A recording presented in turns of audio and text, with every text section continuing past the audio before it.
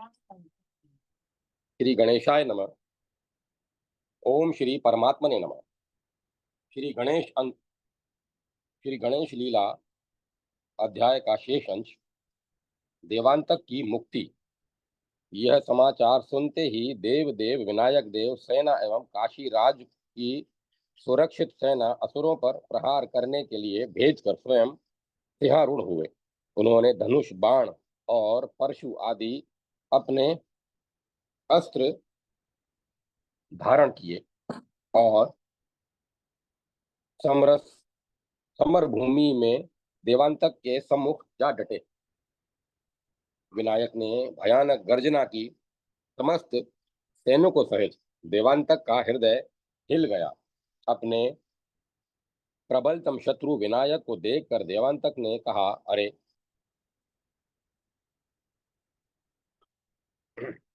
बालक, तू रणांगण में कैसे आ गया? जा अपनी माता का दुग्ध पान कर। अपनी दृष्टि मात्र से काल भी मेरी दृष्टि मात्र से काल भी भयभीत हो जाता है। तू यहाँ क्यों मरने चला आया? तुम्हारा अत्यंत कोमल शरीर तो मेरा एक ग्रास मात्र ही है। दैत्य के वचन सुन। क्रोधारुण लोचन विनायक ने उत्तर दिया, अरे मूढ़, तू मदपों और सनीपात के रोगियों की तरह असंबत प्रलाप क्यों कर रहा है? एक अग्नि कण ही विशाल नगर को ध्वस्त करने के लिए पर्याप्त होता है। संपूर्ण जगत को पीड़ित करने वाले अधम असुर, तू मुझे नहीं जानता। तेरे जीवन की अवधि समाप्त हो गई है और तेरा वध करने के लिए ही मैंने मनुष्य शरीर धारण किया है। अधिक कहने से क्या लाभ? तू अपना पौरुष दिखा। इतना कहकर अदिति नंदन ने धनुष की प्रत्यंचा खींची। उसके भीषण रव से त्रिभुवन संत्रस्त हो गया।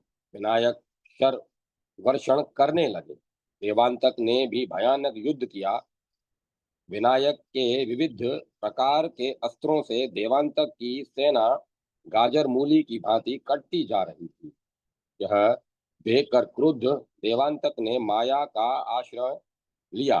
वह पृथ्वी पर और आकाश में जहाँ जिस रूप में जाता, विनायक वहीं उस पर प्रचंड प्रहार करते।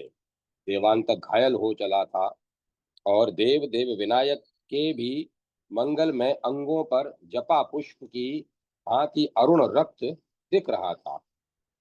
अंततः देवांतक ने मोहास्त्र का प्रयोग किया। बस देवताओं और काशी राज के सैनिकों के साथ विनायक वहीं रणांगण में हो गए निंद्रित हो गए। देवांतक ने भयानक गर्जन किया और उसने निंद्रित देव सैनिकों के चारों ओर सशस्त्र वीर प्रहरी नियुक्त कर दिए। तदंतर उसने चक्र के मध्य त्रिकोणाकार कुंड निर्मित किया। फिर उसने पद्मासन पर बैठकर अभिचार क्रम प्रारंभ किया। वह मंत्रोच्चारण के साथ मांस का हवन कर रहा था। उसी समय वह काशीराज को निद्रास्त सत्र से मोहित सैन्य का पता चला तो वे व्याकुल होकर लुकते छिपते किसी प्रकार विनायक के पास पहुंचे। उन्होंने विनायक को सावधान करते हुए कहा, त्रिकालज्ञ देव, आप असुर के मोहास्त्र से कैसे निद्रित हो रहे हैं? दैत्यराज देवांतक का अभिचार क्रम पूर्ण हो चला है। अब वह समस्त देव सैन्य का वध कर डालेगा। आप कृपा पूर्वक सावधान हो जाइए। नरेश के वचन सुन विनायक सावधान हो गया। उन्हें असुर की माया विदित हुई तो उन्होंने तत्काल अपने दो बाण बाहर निकाले और उन्हें घटास्त्र एवं खगास्त्र से अभिमंत्रित कर धनुष पर रखा। फिर प्रत्यंचा को कान तक खींचकर उन दोनों बाणों को आकाश की ओर छोड़ दिया। विनायक के हाथों से उन बाणों के छूटते ही उनसे मेघ गर्जन मेघ गर्जन जैसा शब्द हुआ। घंटास्त्र से भयानक घंटानाद होने लगा, जिससे देवताओं के सैनिकों की निद्रा भंग हो गई। उन्होंने तुरंत उठकर अपने अपने शस्त्रास्त्र ले लिए और राक्षसों से युद्ध करने लगे। दूसरे बाण से आकाश में असंख्य भयानक पक्षी उत्पन्न हुए, उनकी आंखों से सर्वत्र अंधकार व्याप्त हो गया। उन्होंने असुर के गंधर्वास्त्र को नष्ट कर दिया और उसके सैनिकों को चुन चुन कर खाने लगे। दैत्यों में भयानक हाहाकार मच गया। तब तो कुपित होकर देवांतक ने भीषण संग्राम किया, किंतु विनायक के सम्मुख उसकी एक नहीं चल पाती थी। असुर मृत्यु मुख में प्रवेश करते जा रहे थे और देवांतक की व्याकुलता बढ़ती जा रही थी। उस मायावी असुर ने अनेक प्रकार से माया में युद्ध किया, किंतु मायापति विनायक ने उन्हें भी विफल कर दिया। इस विलक्षण बालक से पार पाना कठिन प्रतीत होता है। यह सोचकर उस मायावी ने अपनी माया से विनायक जननी अदिति की रचना की। वे विलाप कर रही थी और असुर अदिति को अपमानित कर रहे थे। यह देखकर विनायक अत्यधिक अशांत और विकल विहल हुए ही थे कि आकाशवाणी हुई, देव, यह दुष्ट बुद्धि असुरों की मायामयी रचना है। आप सावधान होकर दुष्ट दैत्यों के संहार की ओर ध्यान दें। आकाशवाणी सुनते ही विनायक निश्चिंत होकर युद्ध करने के लिए प्रस्तुत हो गए। भीषण युद्ध हुआ, पर असुर विचलित नहीं होता था। अचानक उसे कई विनायक दिखने लगे। वह जिधर मुड़ता उधर ही उसका संहार करने के लिए क्रुद्ध विनायक अपने प्रचंड अस्त्रों का प्रहार करते दिखाई देते। देवांतक को दाएं बाएं आगे पीछे सर्वत्र विनायक ही दिखते। किसे मारूं, किससे युद्ध करूं, इस उसकी बुद्धि काम नहीं कर रही थी। पुनः देवांतक ने प्रभु के अत्यंत पराक्रमी स्वरूप का दर्शन किया। देव देव गजमुख विनायक ने उत्तम वस्त्र धारण कर रखे थे। उनके माथे पर अद्भुत अलौकिक मुकुट चमक रहा था और कानों में तेजपूर्ण कुंडल सुशोभित थे।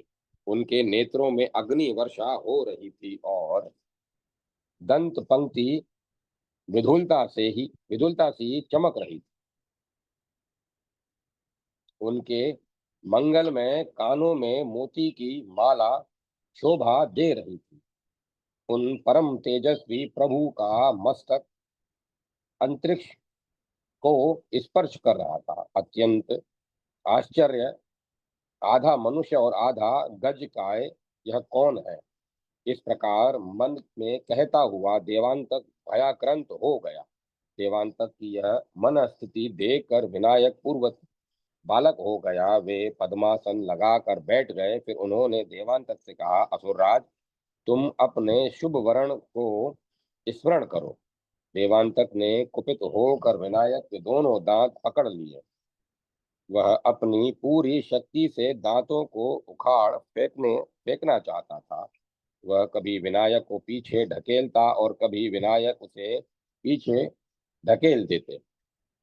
इस प्रकार देवांतक बार बार करुणा सिंधु विनायक के दांतों को तोड़ डालने के लिए अपनी संपूर्ण शक्ति से झटका देता। अचानक एक टूटे दांत के साथ देवांतक धरती पर गिर पड़ा। वह विनायक ने कुपित होकर तुरंत अपने दांत से उसके मस्तक पर भयानक प्रहार किया। व्याकुल देवांतक ने वज्र कर्कश ध्वनि से में गर्जना की।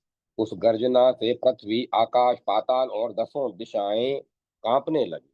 किंतु तत्क्षण देवता, ऋषि और मनुष्य जाति के उत्पीड़क त्रिलोक के विजयी देवांतक का सिर शतधा विदीर्ण हो गया। देवांतक के पृथ्वी पर गिरते हुए शरीर से एक ज्योति निकली और वह समस्त देवताओं के समक्ष परम प्रभु विनायक के स्वरूप में विलीन हो गई।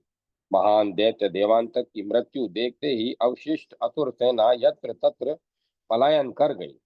देवदुंदुभियां बज उठी। अंतरिक्ष से सुगंधित सुमनों की वृष्टि होने लगी। धरती पर काशी राज की दुंदुभियां बजने लगी। दिशाएं निर्मल हो गई।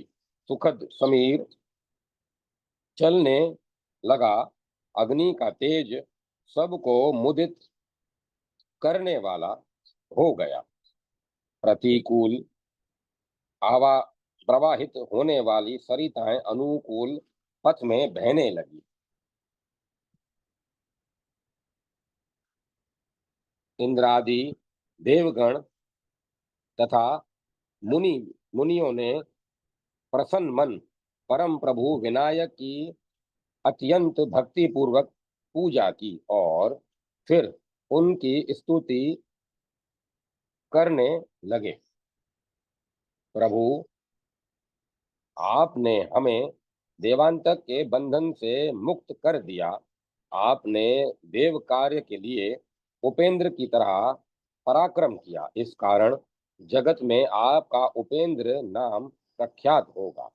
अब हम लोग निर्भय होकर अपने अपने अधिकार का उपभोग कर सकेंगे और स्वाहा तथा वष्टकार में के स्वर पूर्वत घर घर में सुनाई देंगे। इस प्रकार स्तुति करके देवताओं ने विनायक की प्रदक्षिणा की, उनके चरणों में प्रणाम किया और उनकी आज्ञा लेकर प्रसन्न मन अपने अपने स्थान के लिए प्रस्थित हुए। ऋषिकेश नामक प्रसिद्ध मुनि उन परम प्रभु के चरणों में प्रणाम कर सानंद अपने आश्रम को चले गए। फिर पृथ्वी के राजाओं ने प्रभु विनायक की पूजा की और उन्हें प्रणाम करके कहा, प्रभु, आपने दैत्यों के भार से आक्रांत धरणी का उद्धार किया है। इस कारण आपका नाम धरणीधर प्रसिद्ध होगा।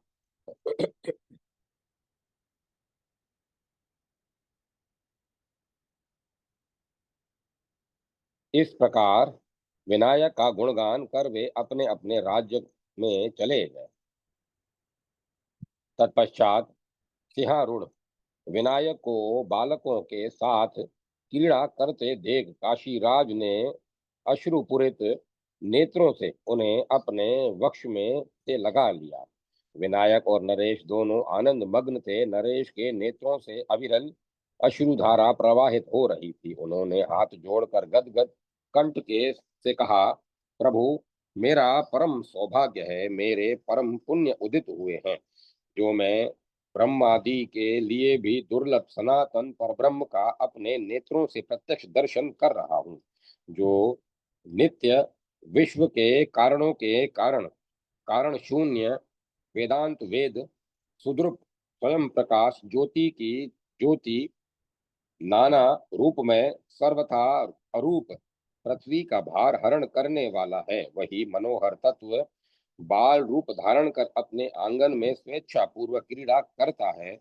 मैं अपने सौभाग्य की प्रशंसा किस प्रकार करूं। काशीराज की इस प्रकार की भक्ति गदगद वाणी सुनकर देव देव विनायक ने उनके आंसू पोंछे और कहा, मैं तुम्हें छोड़कर क्षणार्ध के लिए भी अन्यत्र नहीं जाऊंगा। प्रभु के वचन सुन अत्यंत आनंदित काशीराज ने अनेक उपचारों से उनकी भक्ति पूर्वक पूजा और बार बार स्तुति की। वाद बजने लगे। देवांतक वध से समस्त सैनिक आहरादित थे। नरेश ने सबको वस्त्र अलंकार और तांबुल आदि देकर प्रसन्न किया। सब अपने अपने स्थान के लिए प्रस्थित हुए। तदंतर हर्षोत्फुल्ल काशीराज परम प्रभु के साथ राजभवन पहुंचे। त्रिलोक को कंपित करने वाले असुरों के पराभव से काशी में सर्वत्र आनंद उल्लास व्याप्त था। इस कारण वहां कई दिनों तक अत्यंत हर्षोल्लास पूर्ण हृदय से अद्भुत महोत्सव होता रहा। सर्वत्र निरंतर एक ही सामूहिक स्वर सुनाई देता था, जय सिद्धि विनायक। दूसरे दिन काशीराज ने अमात्यों, वीरों, वृद्धों एवं विद्वान ब्राह्मणों को बुलाकर उन्हें सादर पूर्वक प्रणाम किया। फिर उनसे अपने मन की बात कही। महर्षि कश्यप के आश्रम से वे देव देव विनायक को अपने पुत्र के विवाह के लिए ले आया था, किंतु असुरों के उपद्रव से यह शुभ विवाह कार्य उत्तरोत्तर टलता गया। अब प्रभु ने त्रिलोक का भार हटा दिया है। सर्वत्र सुख शांति और सुव्यवस्था होने जा रही है। अतएव अब युवक का विवाह युवक के विवाह के संबंध में आप लोगों के क्या विचार है। आप सर्वथा उचित कहते हैं। विलंब विघ्न का कारण होता है। अमात्य ने विनय पूर्वक निवेदन किया, भगवान विनायक के अनु अनुग्रह से दुष्टों का संहार होकर सर्वत्र शांति स्थापित हो गई। अतएव अब विवाह कार्य अविलंब होना चाहिए। समागत वीरों, वृद्धों और ब्राह्मणों ने भी युवराज के शीघ्र विवाह का अनुमोदन किया। सर्वत्र अग्नि पत्रिका भेजी गई लग्न सर्वत्र लग्न प्रतीक पत्रिका भेजी गई। अभ्यागतों के अभिनंदनार्थ व्यापक सुव्यवस्था के साथ मंगलोत्सव मनाया जाने लगा। मग मगध नरेश अपनी कन्या सहित पधारे। देव देव विनायक की उपस्थिति में युवराज का सविधि परिणय हुआ।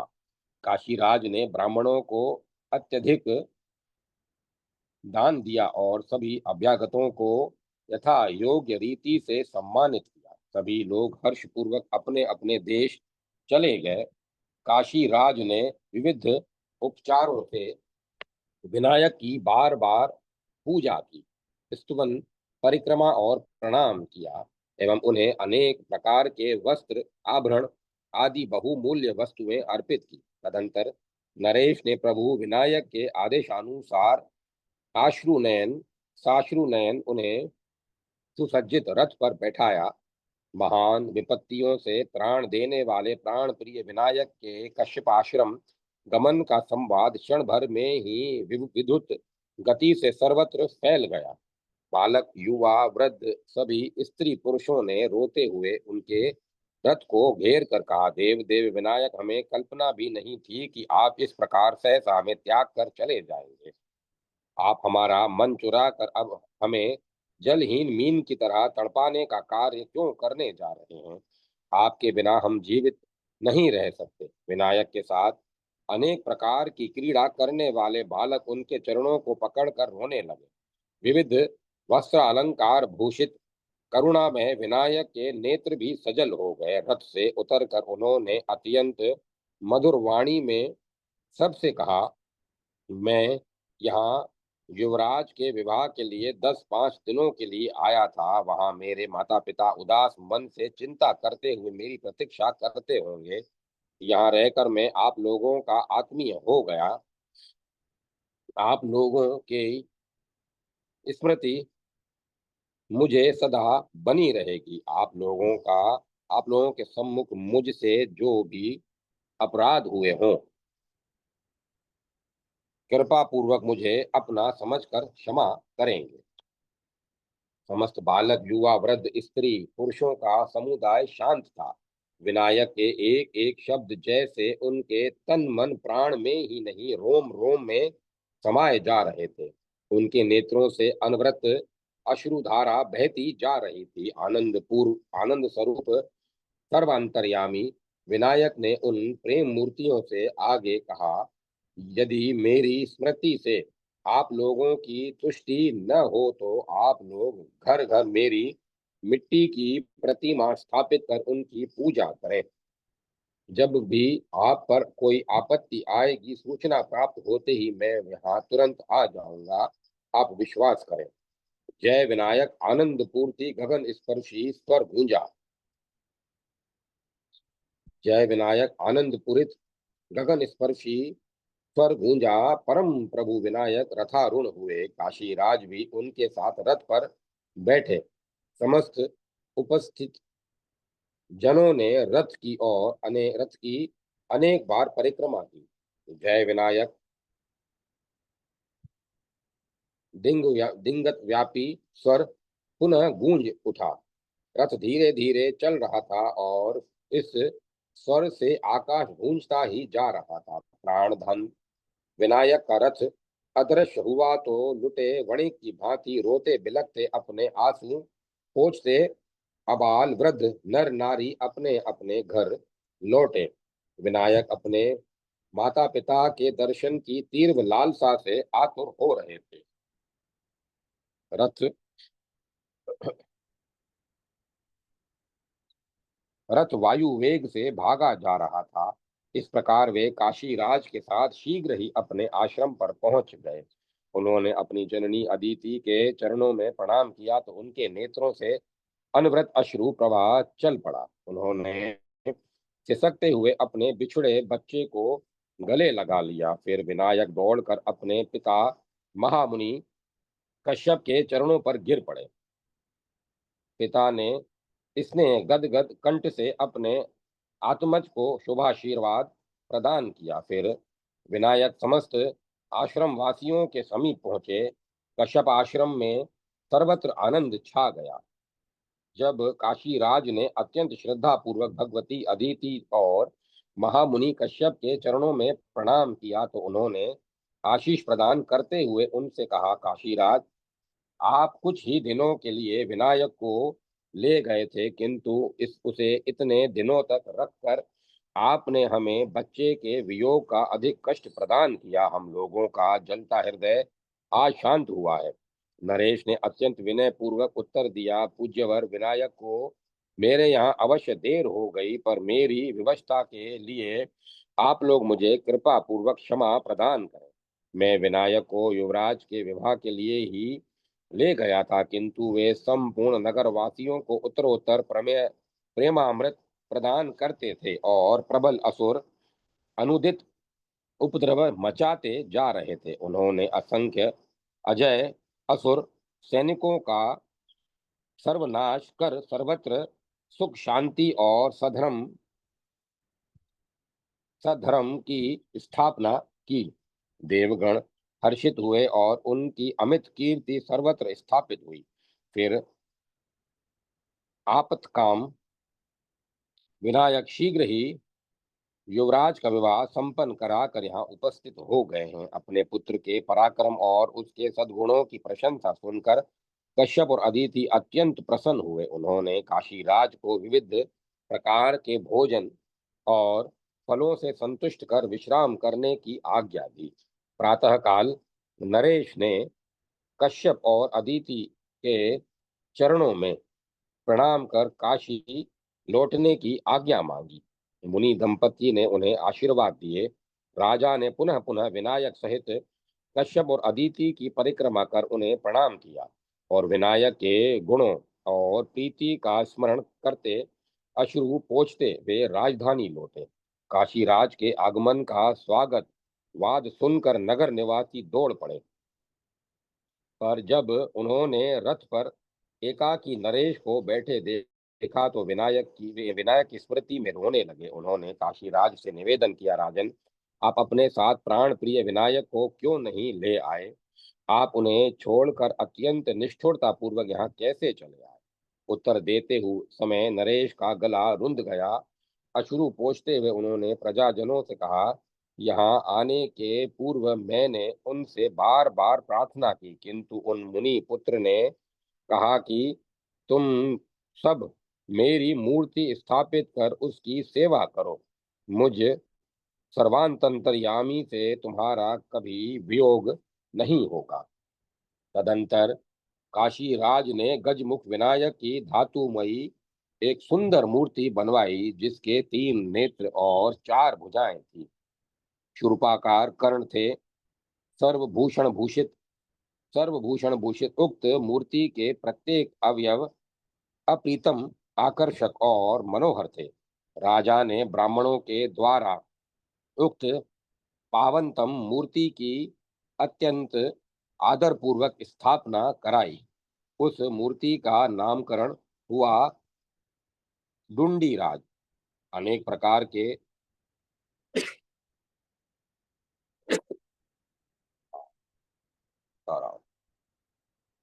अनेक प्रकार के उत्तम प्रमाद से उनकी पूजा होने लगी। डुंडीराज विनायक के सर्व कामद विग्रह की जिसने जिस कामना से पूजा की, उसकी वही कामना पूरी हुई। इस प्रकार नाना रूप ग्रहण करने वाले देव देव विनायक वहां शोभा देने लगे।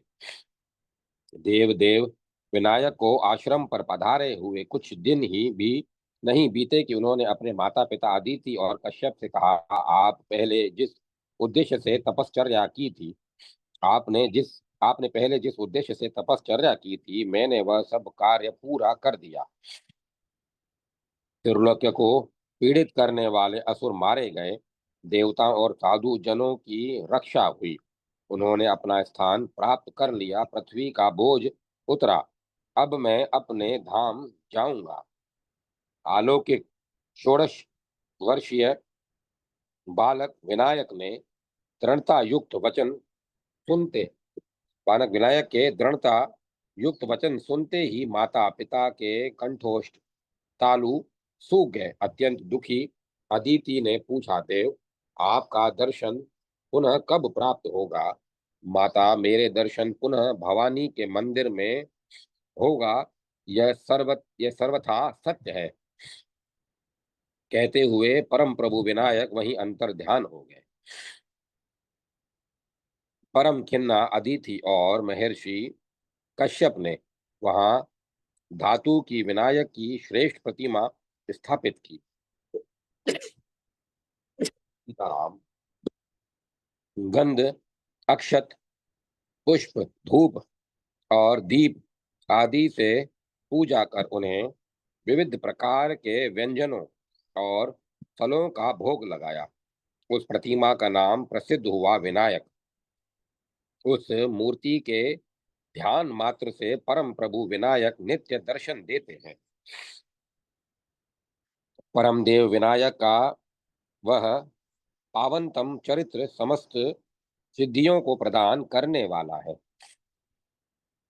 उसके श्रवण से धन, यश और आयु की प्राप्ति होती है तथा इससे समस्त उपद्रवों का नाश हो जाता है। यह मंगल मूर्ति विनायक की परम पुण्यमयी लीला कथा संपूर्ण कामनाओं को प्रदान करने वाली और समस्त सिंचित पापों का नाश करने वाली है। जय सिद्धि विनायक। जय माता सरस्वती। जय माता सरस्वती। श्री मयूरेश्वर। सिंधु का जन्म। त्रेता युग की बात है। मैथिल देश में गढ़की नाम के एक प्रसिद्ध नगर था। गढ़की नाम से एक प्रसिद्ध नगर था। वहां चक्रपाणि नामक सधर्म परायण नरेश राज्य करते थे। वे नरेश रूप गुण से संपन्न तथा परम पराक्रमी थे। राजा परम बुद्धिमान एवं धन वैभव से संपन्न तो थे ही, रथों, गजों, अश्वों एवं पैदल वीर सैनिकों की अजय वाहिनी उनके पास थी। संपूर्ण पृथ्वी उनके वश में थी और सभी राजा सदा उनकी सेवा के लिए प्रस्तुत रहे थे। गौओं और गोविंद के अनन्य भक्त नरेश प्रतिदिन नियमित रूप से भक्ति पूर्वक पुराण श्रवण करते थे। उनके अत्यंत बुद्धिमान और परम नीतिज्ञ दो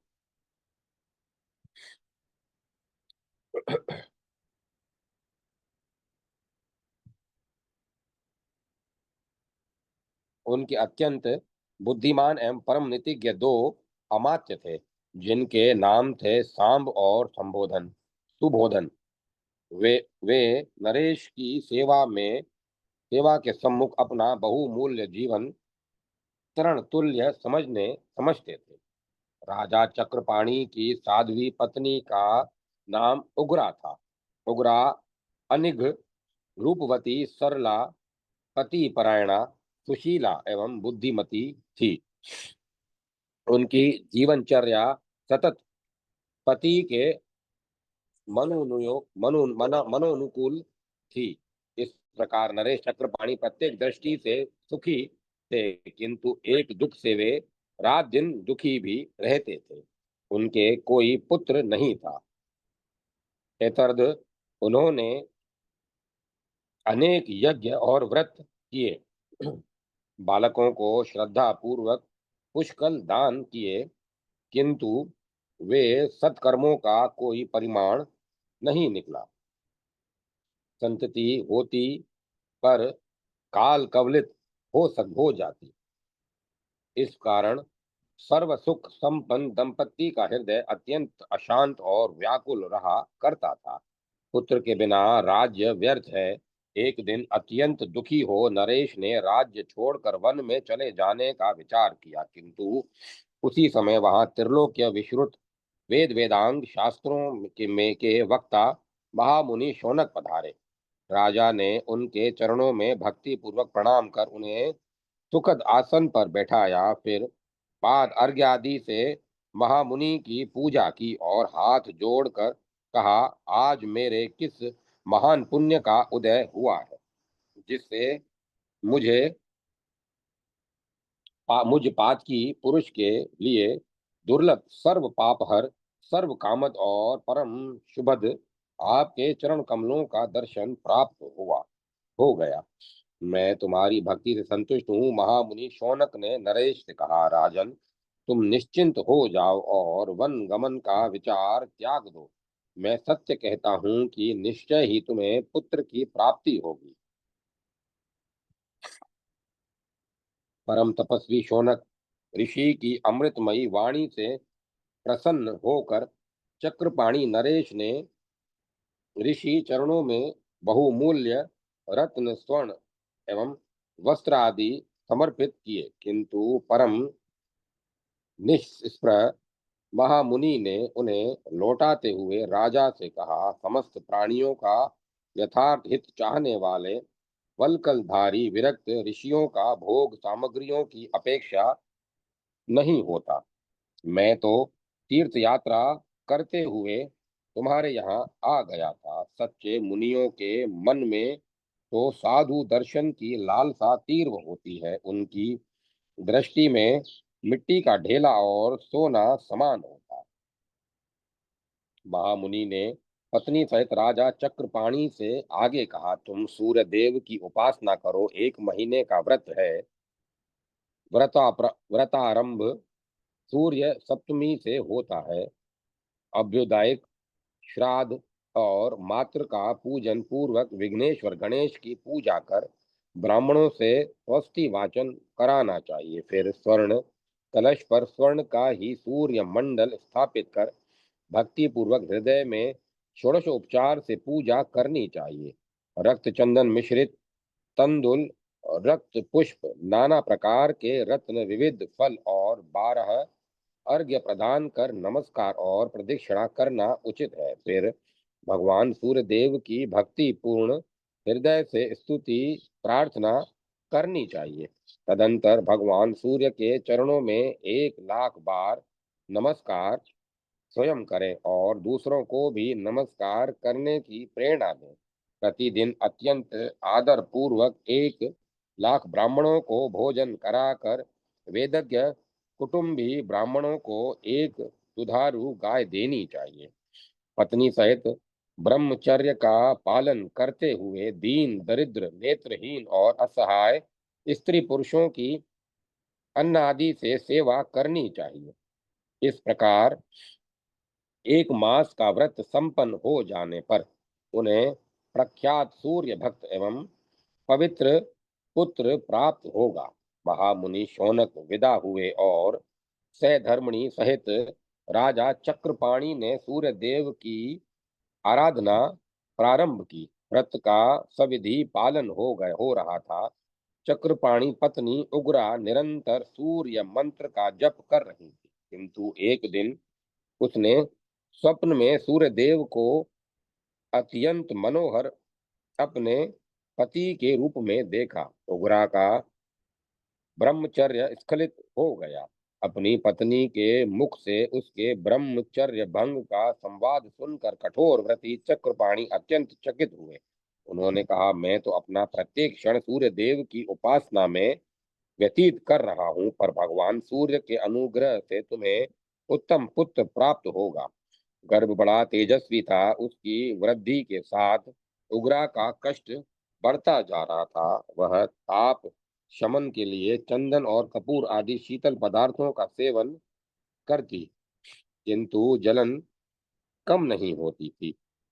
वह प्राय शीतल वायु का सेवन करती और अपने शरीर पर आर्द्र वस्त्र रखती, फिर भी उसकी ज्वाला दूर नहीं हो पाती थी।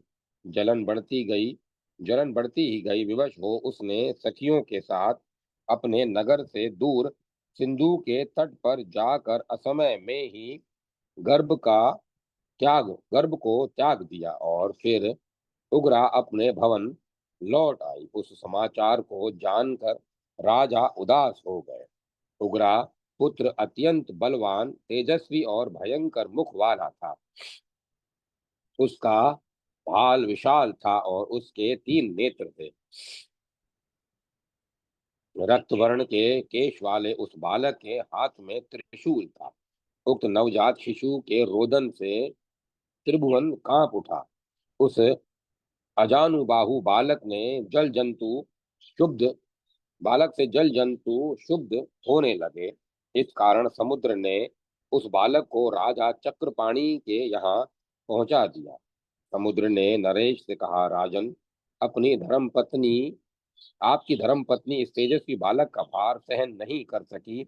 इस कारण उन्होंने अपना गर्भ असमय में ही मेरे तट पर त्याग दिया। यह आपका वही तेजस्वी बालक है जिसकी ओर देखना भी कठिन है। उस इसके रुदन मात्र से त्रिलोक कांप उठा था। अपने अत्यंत शक्तिशाली पुत्र को पुनः प्राप्त कर नरेश चक्रपाणि अत्यंत प्रसन्न हुए। उग्रा ने हर्ष पूर्वक बच्चे को अपनी गोद में उठा लिया और उसे स्तनपान कराने लगी। आनंद विभोर नरेश ने ज्योतिषियों और ब्राह्मणों को बुलाकर जात कर्म संस्कार करवाया। उन्होंने ब्राह्मणों को दान देकर संतुष्ट किया। नगर में सर्वत्र नरेश के पुत्र का उत्सव मनाया जाने लगा। सिंधु तट पर अत्यंत उत्पन्न होने के कारण चक्रपाणि पुत्र का नामकरण हुआ सिंधु। अमात्य ने कहा, उग्र मुद्राधारी इस उग्रा पुत्र का नाम प्रख्यात होगा उग्रेषण। नगर निवासियों ने बालक को विप्र प्रसादन नाम दिया। सिंधु तीव्रता से बढ़ने लगा। उग्रेषण कुछ ही दिनों में इतना शक्तिशाली हो गया कि क्रीड़ा करते हुए तरुओं को उखाड़कर अपने बाएं हाथ से मसल डालता था।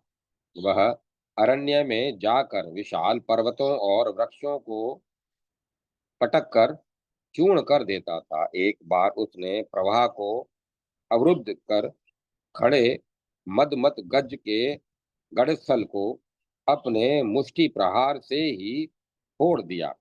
चित्कार करता हुआ गज मृत्यु मुख में चला गया। उक्त अति मानव को देखकर नगर निवासी चकित विस्मित हो जाते, पर राजा और रानी की प्रसन्नता की सीमा न रही।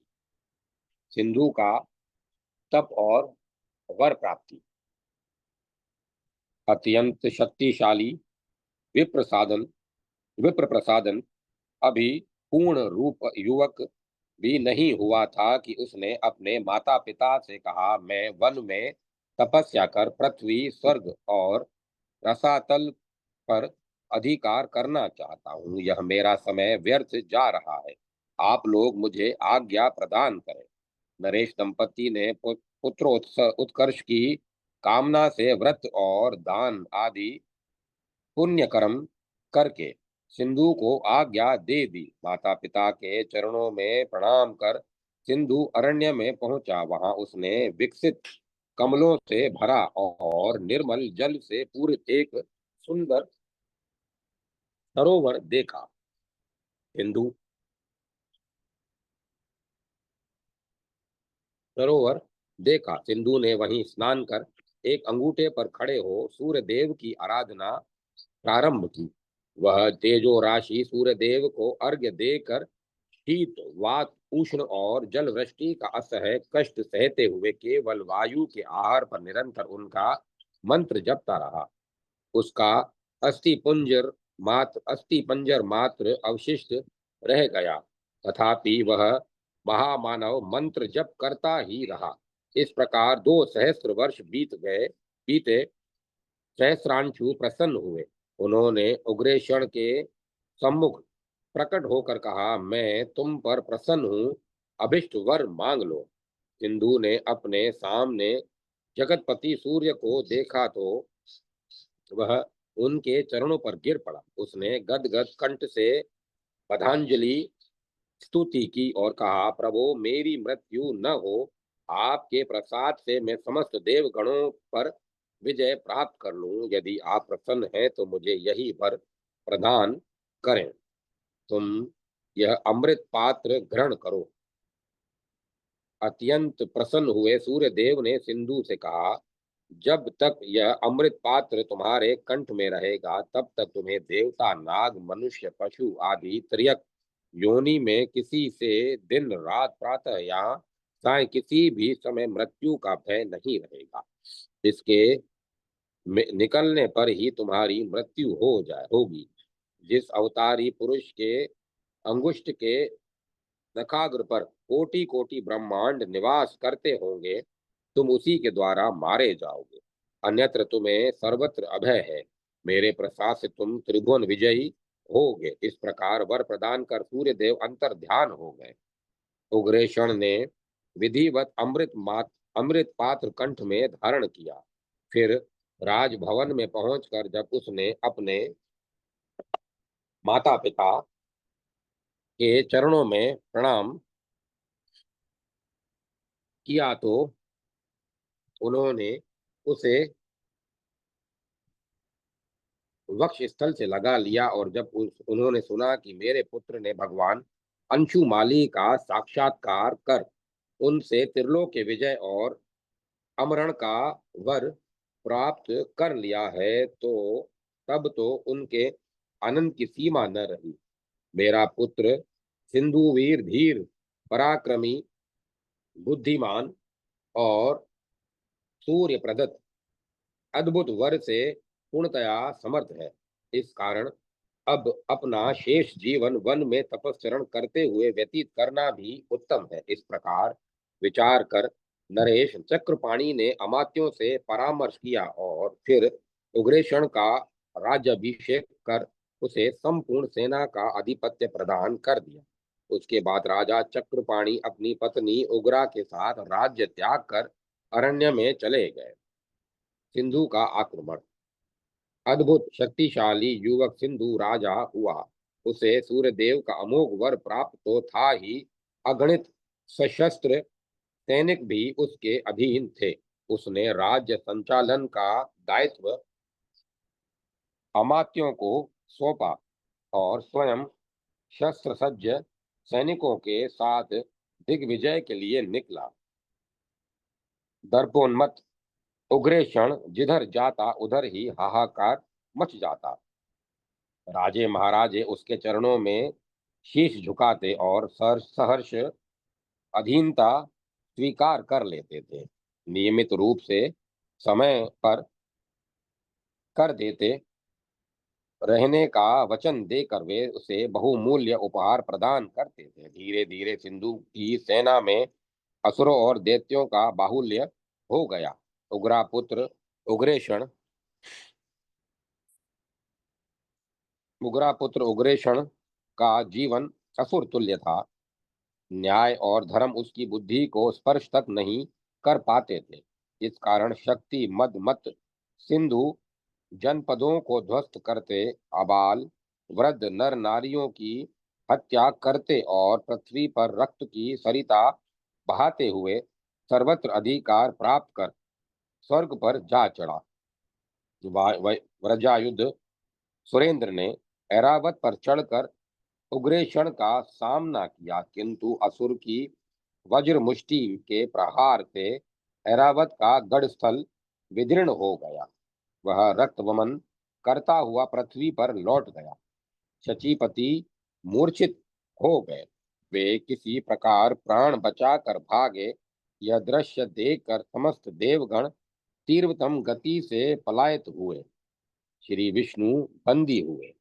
पराजित शचीपति वैकुंठ पहुंचे। उन्होंने श्री विष्णु के चरणों में मस्तक झुकाकर निवेदन किया, गोविंद, प्रबलतम राक्षस सिंधु ने अमरावती पर अधिकार कर लिया और अनाश्रित सुर समुदाय यत्र तत्र छिप गया। हमारे लिए कहीं स्थान नहीं रहा। आप कृपा पूर्वक असुर का मान मर्दन कर देवताओं को उनका पद प्रदान कीजिए। शंख चक्र गदा पद्मधारी श्री हरि गरुड़ पर विराजमान हुए।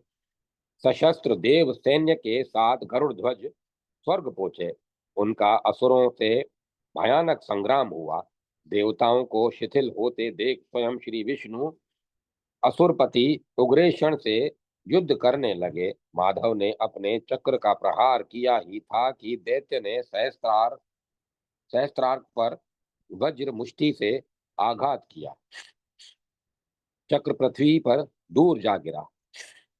तब विष्णु ने असुर के मस्तक पर वज्र तुल्य कुमोद की गदा से प्रहार किया। महाबलशाली सिंधु ने कुमोद की गदा पकड़ ली और उसे टुकड़े टुकड़े करके दूर फेंक दिया। अत्यंत चकित होकर नीतिज्ञ श्री विष्णु ने सिंधु से कहा, दैत्यराज, मैंने तुम जैसे पराक्रमी असुर नहीं देखा। तुम जैसा पराक्रमी असुर नहीं देखा, अतएव तुम मुझसे कोई वर मांगो। आनंद मग्न दैत्यराज ने कहा, देवादिदेव, यदि आप मुझ पर प्रसन्न हैं तो सकुटुंब मेरे गढ़ की नगर में निरंतर निवास करें। मुझे अन्य किसी वर की अपेक्षा नहीं है। विष्णु बोले, अपने वचन के अनुसार मैं तुम्हारे नगर में निवास करूंगा। तदंतर विष्णु ने कैलाश और वैकुंठ के पद पर अपने श्रेष्ठ असुरों को आसीन किया और स्वयं शचीपति के सिंहासन पर आरूढ़ हुआ। फिर अमरावती में भी दूसरे असुर को नियुक्त कर वह अप महान असुर सिंधु रमापति के साथ अपनी राजधानी गढ़ की नगर लौट आया। वहां विविध वादों और जय घोष के साथ उसका सादर अभिनंदन हुआ। सिंधु ने श्री हरि को सर्वोत्तम भवन में ले जाकर कहा, आप यहाँ देवताओं सहित सुखपूर्वक स्वच्छंद विहार करें। इसके अनंतर इंद्र, वरुण, कुबेर तथा अन्य प्रमुख देवताओं ने प्रभु के समीप जाकर निवेदन किया, गरुड़ ध्वज, यह क्या हुआ? आपका अमित पराक्रम कहाँ गया? आप मृत्यु धाम के कारागार में कैसे आ गए? जगदीश्वर, हम लोगों की दुर्दशा कैसे दूर होगी? काल का उल्लंघन किसी के लिए शक्य नहीं। लक्ष्मीपति ने देवताओं को आश्वस्त करते हुए कहा, काल के प्रभाव से ही समस्त प्राणी उत्पन्न होते हैं, बढ़ते और नष्ट हो जाते हैं। तुम लोग काल की प्रतीक्षा करो, वही काल इसे निगल जाएगा। सर्वधार सर्वाधार प्रभु ने अभेद चरण कमलों में प्रणाम कर देवगण चले गए। सर्वाधार प्रभु के अभयद चरण कमलों में प्रणाम कर देवगण चले गए। उधर हर्षमग्न विप्र प्रसादन वन में अपने माता पिता के समीप पहुंचा। उसने तेजस्वी चक्रपाणी और उग्रा के चरणों में प्रणाम कर उन्हें वैकुंठ, स्वर्ग एवं कैलाश सहित संपूर्ण धरित्री के विजय का विस्तृत संवाद सुनाया। पुत्र के अद्भुत पराक्रम से अत्यंत आनंदित होकर माता पिता ने उसे शुभ आशीर्वाद प्रदान किया। उग्रसेन का शासन अत्यंत उग्र था। अपनी इच्छा के तनिक भी विपरीत उसे कुछ भी सह नहीं था। वैभव संपन्न सर्वथा निरंकुश सिंधु उद्दंड तो बाल्यकाल से ही था। अब अमित शक्ति संपन्न होकर उन्मत्त सा हो गया। धर्मात्मा पिता और साध्वी माता से असमय से उत्पन्न दुष्ट बुद्धि पुत्र ने धर्म विरुद्ध घोषणा कर दी। यज्ञ, दान, स्वधा, स्वाहा और वष्टकार त्याग दिए जाएं। देवता, ब्राह्मण और गुरुओं की कहीं पूजा न की जाए। प्रत्येक उपासना ग्रह से देव प्रतिमाएं हटाकर अगाध जल में डुबो दी जाए और उनके स्थान पर मेरी मूर्ति स्थापित कर उसे देवताओं की तरह पूजी जाए। प्राह मन से ही सही दुष्टतम सिंधु का अनुमोदन करने वाले ब्राह्मणों के अतिरिक्त सभी ब्राह्मण और ऋषि भागकर सुमेरु पर्वत तथा अरण्यों में चले गए। असुरों ने तुरंत देव प्रतिमाएं जल में फेंक कर मंदिरों में असुर राज की मूर्ति स्थापित कर दी। त्रिलोक्य में प्रबल दैत्यराज के शासन काल में समस्त धार्मिक कृत्य स्थापित हो गए। असुर शासन में सर्वत्र आसुरी क्रिया की ही प्रधानता हो गई।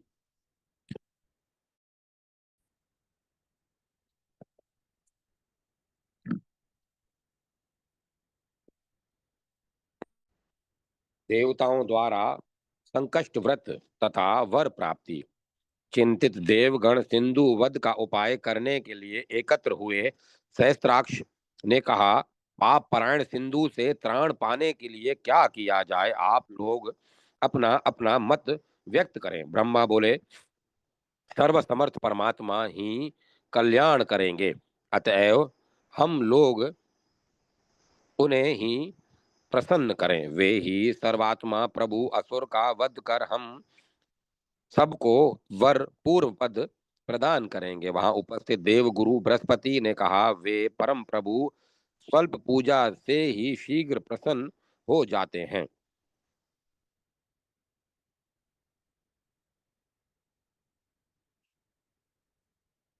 अतएव उन असुर संहारक परमेश्वर की हम लोग शीघ्र स्तुति प्रार्थना करें।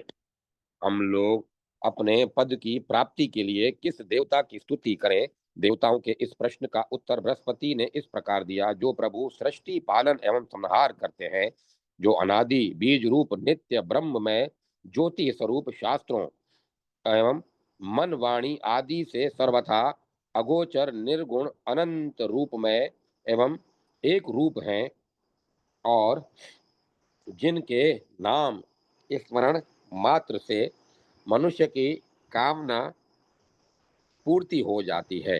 वे परम प्रभु विनायक पूजा करने से ही संतुष्ट होकर दुख निवारण कर देते हैं। अतएव आप लोग अपनी सिद्धि के लिए उन्हीं की आराधना करें। बृहस्पति ने सुर समुदाय से आगे कहा, माघ मास का कृष्ण पक्ष प्रारंभ हो चुका है। इस पक्ष की मंगल वार युक्त चतुर्थी तिथि में विघ्नेश्वर को अत्यधिक प्रिय और विघ्नों का निवारण करने वाली है। अतएव आप लोग उन सिंहवाहन दशभुज विनायक की पूजा प्रार्थना करें। वे करुणा सिंधु अवतरित होकर असुर का वध करेंगे। इससे धरा का भार उतरेगा और आप लोगों के पद की भी पुनः प्राप्ति हो जाएगी। देव गुरु के वचन सुन इंद्र वरुण कुबेर मधुसूदन गुरु मंगल चंद्रमा यम अग्नि वायु आदि सभी देवता पंचामृत गंध पुष्प शमी ध्रुवा पल्लव वन्य फल तथा अन्य नाना प्रकार के फल और मृतिका लेकर गढ़ की नदी के तट पर पहुंचे। वहां उन्होंने वृक्षों को तोड़कर मंडप का निर्माण किया। कदली स्तंभ एवं लताओं से आच्छादित वह भव्य मंडप अत्यंत शीतल था। देवताओं ने स्नान आदि से निवृत्त होकर सिद्धि बुद्धि युक्त सिंहारूढ़ दशायुधधारी दशभुज गजमुख किरीट कुंडल मंडित एवं वस्त्र अलंकार भूषित विभूषित विनायक की मूर्ति मंडप में विधि पूर्वक स्थापित की और अत्यंत भक्ति पूर्वक पंचामृत शुद्ध जल वस्त्र गंध पुष्प धूप दीप नाना प्रकार के नैवेद्य विविध प्रकार के फल और मंगल आरती आदि से उनकी षोडशोपचार पूजा की। तदंतर देवगण विघ्न विनाशन प्रभु की तुष्टि के लिए उनके मंत्र का जप करने लगे। सूर्यास्त के समय उन्होंने संध्या की, फिर इस प्रकार उन परम प्रभु की स्तुति प्रार्थना की, हे दीननाथ, हे दया सिंधु, हे योगियों के हृदय कमल पर निवास करने वाले प्रभु, यदि आदि मध्य और अंत से रहित स्वरूप वाले आपको नमस्कार है। जगत प्रकाशक चिदाभास और ज्ञान गम्य प्रभु, आपको नमस्कार है। मुनियों के मन में प्रविष्ट दैत्यों का विनाश करने वाले देव आपको नमस्कार है। हे त्रिलोक्य के स्वामी, हे गुणातीत, हे गुण शोभन, आपको नमस्कार है। हे त्रिभुवन पालक, हे विश्वव्यापिन विभो, आपको नमस्कार है। हे मायातीत, हे भक्तों की कामना पूर्ति करने वाले प्रभु, आपको नमस्कार है। चंद्र, सूर्य और अग्नि जिनके नेत्र हैं और जो विश्व का भरण करने वाले हैं, उन्हें नमस्कार है। अमित शक्ति संपन्न आप चंद्रमौली को नमस्कार है। चंद्रोपक चंद्रोपम गौर शुद्ध स्वरूप एवं शुद्ध ज्ञान प्रदाता, आपको नमस्कार है। देवगण भक्ति पूर्वक स्तवन कर ही रहे थे कि उनके समक्ष एक दिव्यतम तेज प्रकट हुआ। उस तेज के प्रभाव से सुरों की आंखें चौंधिया गई। वे अत्यंत विस्मित हुए ही थे कि उनके सम्मुख सौम्य तेजयुक्त करुणा में सिंहवाहन विनायक प्रकट हो गए। वे अद्भुत वस्त्राभूषणों से विभूषित थे। देवताओं ने उनके चरणों में प्रणाम किया और हाथ जोड़कर कहने लगे, गुरु के कथनानुसार हम जिस मन वाणी से अगोचर प्रभु की पूजा कर प्रार्थना कर रहे थे, उन दया में विनायक ने प्रत्यक्ष दर्शन देकर हमें कृतार्थ कर दिया। हम निश्चय ही सौभाग्यशाली हैं। परम प्रभु विनायक बोले, देवताओं, तुम लोगों के संकष्टी व्रत से मैं संतुष्ट हुआ। तुम्हारा स्तवन संकष्ट हर नाम से प्रसिद्ध होगा। जो पवित्र होकर प्रतिदिन इसका पाठ करेंगे, वे निर्विघ्न सांसारिक सुखों का उपभोग करते हुए अंत समय में मोक्ष प्राप्त कर लेंगे। देव विनायक ने देवताओं से आगे कहा, जिस प्रकार मैंने महामुनि कश्यप की परम साध्वी पत्नी अदिति के गर्भ से जन्म लिया था, उसी प्रकार पुनः धराधाम पर अवतीर्ण अवतरित होकर सिंधु दैत्य का वध और तुम सबका अपना अपना पद प्रदान करूंगा। इस अवतार में मेरा नाम मयूरेश्वर प्रसिद्ध होगा। इतना कहकर परम प्रभु विनायक अंतर ध्यान हो गए। देवगण आनंद मग्न थे। जय माता सरस्वती। जय मां सरस्वती। ओम नमो भगवते वासुदेवाय। ओम नमः शिवाय। ओम नमो नारायण। जय जगत जगत जननी मात भवानी। जय माता दी। ओम तत्सत। ओम तत्सत। ओम तत्सत। अब कथा को विराम दिया जाता है।